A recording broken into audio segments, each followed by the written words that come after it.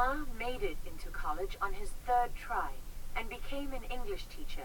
With no computing or engineering background, he's an unlikely tech titan, but he says he was captivated by the internet from the moment he first saw it in 1995, when he came to the US as a translator. I never touched keyboard before. I never using computer before, and I say, what is internet? He said, Jack, search whatever you want on the internet. I said, how can I search? What does search mean? He said, just a type. I said, I don't want to type. Computer is so expensive in China, I don't want to destroy it. He said, it's not a bomb, just a type. So I typed the first word called beer. At that time, very slow, come out the American beer, Japan beer, and the German beer, but no China beer. So I was curious, and I typed China. No China, no data.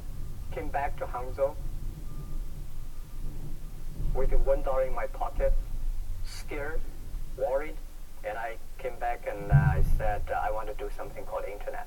His first two ventures failed. 4 years later, he convinced some friends and former students, most of whom had never used the internet, to invest in him and his vision for Alibaba. With just over $50,000 in seed money, the company was born. Today, it's valued at $231 billion and is headquartered in Hangzhou on a sprawling state-of-the-art campus that rivals any in Silicon Valley. Ma's personal fortune makes him the richest man in China and one of the most influential. It's impossible to run a business on Alibaba's scale without official blessing.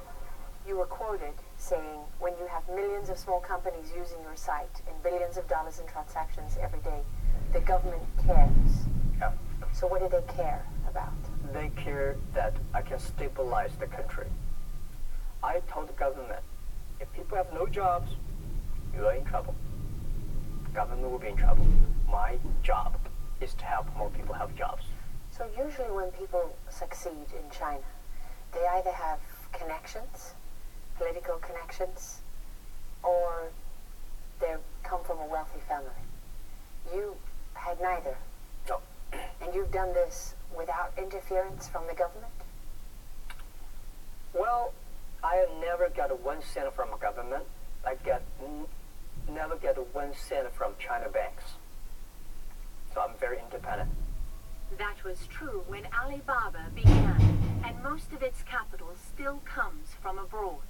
But more recently, some of its smaller investors have included institutions with ties to China's ruling elite. Alibaba has also benefited from Chinese government policies that make it difficult for foreign competitors to operate there.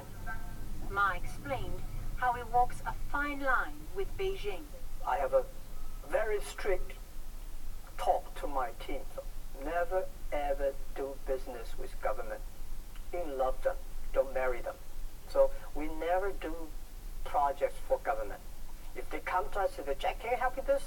Good, I will introduce friends to you who are interested in doing that. Or if you wanted me to do it, I do it free for you. Just one, next time don't come to me again.